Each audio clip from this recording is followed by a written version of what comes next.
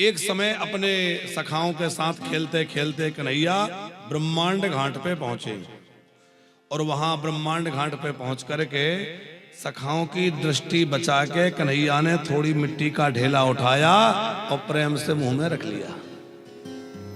और जैसे ही मुंह में रखा दाऊ भैया ने देख लिया, क्यों रे कन्हैया तेने मिट्टी खाई?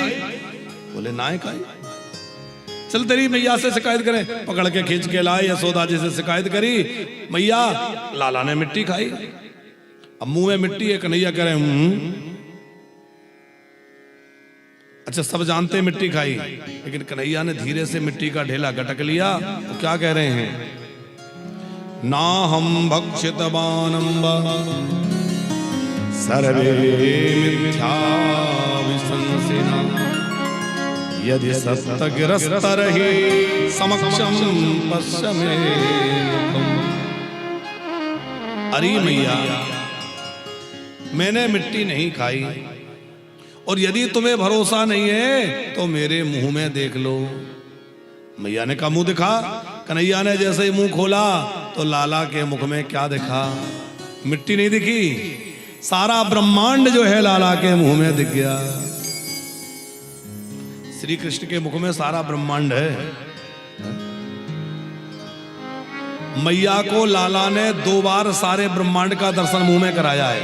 एक बार दूध पीते समय और एक बार यहाँ। दूध पीते समय इसलिए कराया कि मैया तेरा दूध कोई मैं अकेले थोड़ी पी रहा हूं, मेरे अंदर अनंत कोटि ब्रह्मांड है, वो सब तेरे दूध से तृप्त हो रहे हैं। और तापड़िया जी इसका अभिप्राय ये है कि भगवान को भोग लगाओ तो केवल भगवान तृप्त नहीं होते, बल्कि सारा विश्व को भोजन कराने का जितना फल मिलता है वो भगवान को भोग लगाने का फल मिलता है। आप भंडारा करोगे कितने लोगों को खिला सकते हैं? कोई बहुत सामर्थ्यवान है 10-20 हजार लोगों को खिला देगा, नित्य भंडारा चला देगा। ठाकुर जी की कृपा है, वानप्रस्थ में लगभग 3.5 वर्ष हो गए, प्रतिदिन साधु संतों को भंडारा चलता है। भगवान की कृपा से साधु संत प्रतिदिन आते हैं और नित्य प्रति सवेरे 8:30 बजे ही साधु संत आने लगते हैं और खूब भगवत कृपा से प्रसाद वितरण होता है। दाल भात चावल रोटी जो भी है खूब वो इतना ले जाते हैं कि पूरे दिन का इंतजाम कर लेते हैं। दोपहर में भी भंडारा होता है, रात्रि में भी खूब भंडारा चलता है। पर हम लोग कितने लोगों को खिला सकते हैं? थोड़े लोगों को। लेकिन जब भगवान को कोई भोग लगाता है तो भगवान को भोग अर्पण करने में कितना फल मिलता है? चींटी से लेके हाथी पर्यंत जितने भी जीव हैं, सारे ब्रह्मांड के जीवों को भोजन कराने का जितना फल है उतना भगवान को भोग लगाने का फल प्राप्त हो जाता है। देखो कितने बढ़िया सुंदर भोग सज रहे हैं। एक बार सबको दर्शन करा दें। कितने भाव से हमारे तापड़िया परिवार ने गिरिराज जी के लिए 56 भोग की तैयारी करी है। तो भैया भगवान को भोग लगाने का बड़ा अद्भुत फल है। इसलिए हम बार बार कहते हैं कि जो भी आपके घर में बने उसका प्रतिदिन पहले ठाकुर जी को भोग लगाओ। बिना भोग लगाए कुछ नहीं खाना।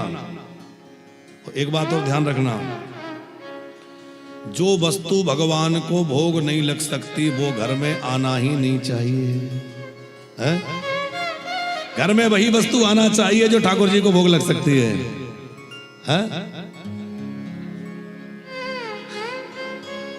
हमारी यशोदा मैया कह रही है कि नहीं खाने वाली चीजें आजकल घुस गई हैं। हो सके तो पवित्र रखिए अपनी किचन को। देखो घर में 2 पूजा घर होते हैं। एक तो घर में सबसे जो सुंदर जगह हो वहां भगवान का मंदिर बनाओ, और एक रसोई घर, उसको बड़ा पवित्र रखो। जितना मंदिर पवित्र रखने की आवश्यकता है उतने रसोई घर भी पवित्र रखने की आवश्यकता है।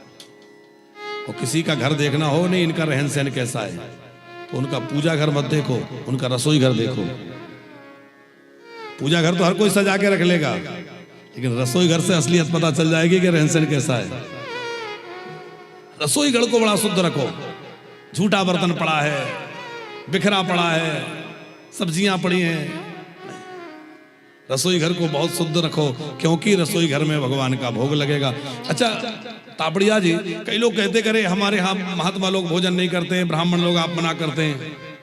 हम कहते हैं आप अपनी रसोई को शुद्ध करिए, अपने घर को शुद्ध बनाइए, आहार की शुद्धि करिए, आपका घर और रसोई पवित्र होगा। हम गारंटी से कहते हैं खूब आपके साथ बैठ के जीवेंगे, आपके घर में बैठ के जीवेंगे। आप अपने घर और रसोई को वैसा बनाइए तो सही।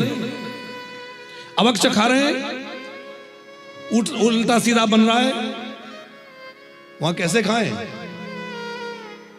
आजकल घरों की रसोइयां ऐसी हो गई कि किसी अच्छे संत वैष्णव को भोजन कराने लायक नहीं बची। हर स्थिति में माताएं घुस रही हैं, झूठा पड़ा है, जो मर्जी हो रहा है ना। रसोई को बड़ा शुद्ध रखिए। तो यहां ठाकुर जी ने जो मिट्टी खाई उसमें ब्रह्मांड का दर्शन क्यों कराया? वो दिखाना चाह रहे हैं कि मैया मैंने बाहर से कुछ नहीं खाया, जो कुछ है सब पहले से ही मेरे अंदर है। इसलिए तो कह रहे हैं ना हम बक्षित वानम्बा, मैंने नहीं खाई। अब कृष्ण झूठ थोड़ी बोल सकते हैं, वो पहले से ही मेरे अंदर सब कुछ है इसलिए दिखाया। ये नंद बाबा पूर्व जन्म में द्रोण नाम के बसु थे और यशोदा जी जो है वो धरा नाम की उनकी पत्नी थी। बड़ी इन्होंने तपस्या करी तो इनको भगवान की बाल लीलाओं का सुख मिला। एक और कथा पुराणों में बड़ी प्रसिद्ध है सेठ जी कि ये जो नंद बाबा हैं ये पूर्व जन्म में महाराज दशरथ के चाचा जी थे। इनका नाम था वीरसेन और यशोदा जी जो थी उनका नाम था रत्नमाला। जब वो दशरथ जी के यहाँ 4 लाला भय तो उनके चाचा जी मिलने आए, बड़े अनुराग पूर्वक मिले और बालक राम को गोद में लेकर इतना सुख मिला, इतने प्रसन्न हुए कि कब 2-4 दिन निकल गए पता ही नहीं चला। अब लौटना तो था ही, और लौट के जैसे ही चले तो इतने व्याकुल हो गए कि घर की तरफ पैर नहीं बढ़ते।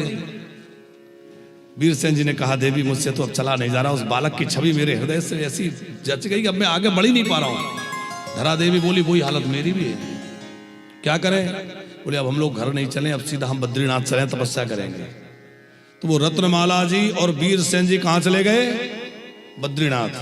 मां तपस्या करी, वरदान मांगा कि यही सलोना स्वरूप जो हमने आज गोद में खिलाया है वो हमारी गोद में आ जाए तो वही नंद यशोदा बने और उनके यहाँ बाल कृष्ण के रूप में वही परमात्मा आए और खूब बाल लीलाओं का सुख और आनंद प्रदान किया है। हम लोग भी यही प्रार्थना करें, प्रभु कभी हमें भी ऐसा सुख मिले, हम भी आपको गोद में खिलावें, हम भी आपकी लीलाओं का सुख और आनंद लें।